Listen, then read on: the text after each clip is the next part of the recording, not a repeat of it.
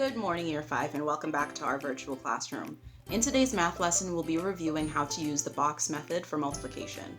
I know this is a favorite for many of you. You prefer this method to using short multiplication, but in our next math lesson, we are going to look at short multiplication because that is the fastest way to multiply.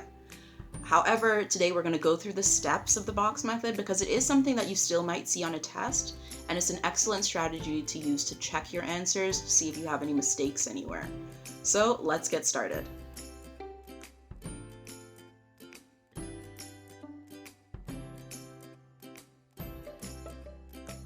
Alright, you guys, so I have a little camera setup thing now, so you're gonna see like this weird box off to the side. Just ignore that. That's what's holding my camera up so I can keep it nice and steady. What we're gonna do is go through 3 problems together and just kind of recap the process of using the box method. I encourage you, please, to follow along with me in your notebook. Some of you do that every single time. Millie, big shout out to you. I notice every single time she does these practice problems, and then she has her independent work after, just like we would normally do in class. So please follow along with me as I do this one. All right, 46 times 5.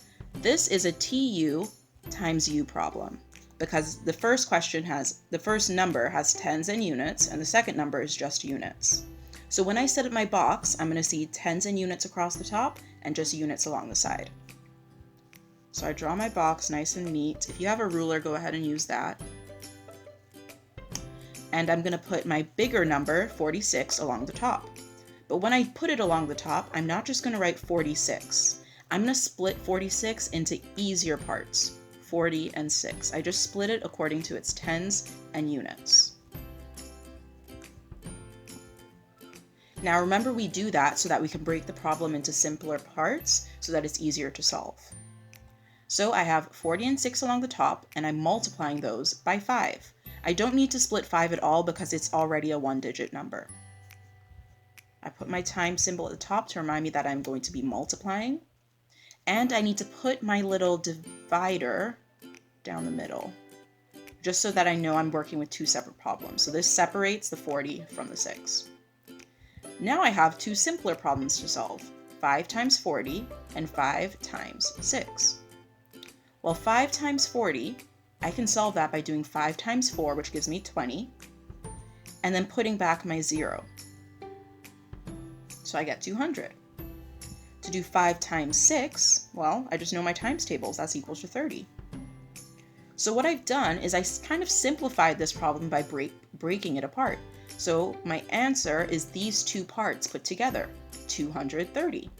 So I can write my final answer up here, 230.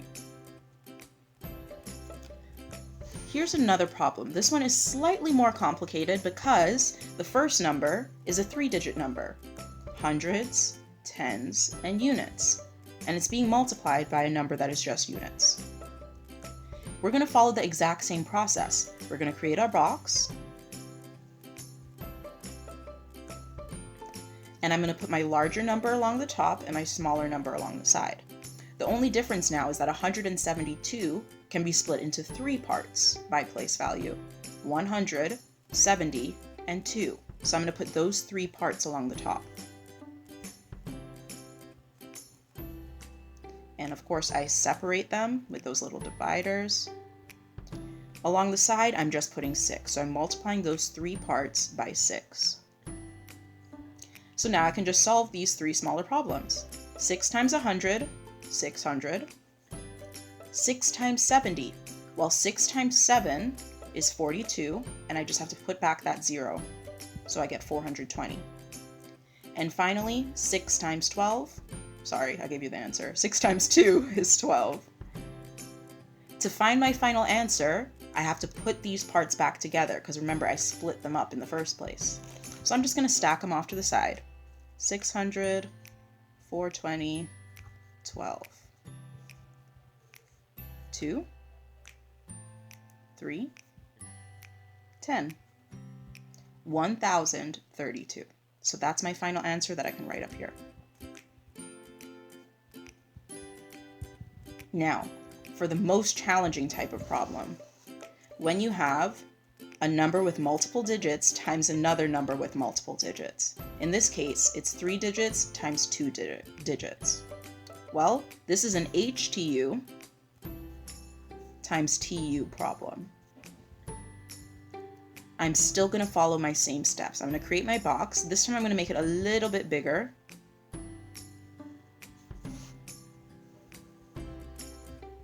There we go. And I'm going to put my larger number along the top. What can I break 283 into? Well, I kind of said it already. 283. Just splitting it by place value. 24 is also going to be split this time because it's not one digit, it's two. 24 is made up of 20 and 4. So now when I split these numbers apart along the top, I'm going to do the same thing to the side. So I'm working with 20 times these numbers up along the top, and then 4 times all these numbers along the top.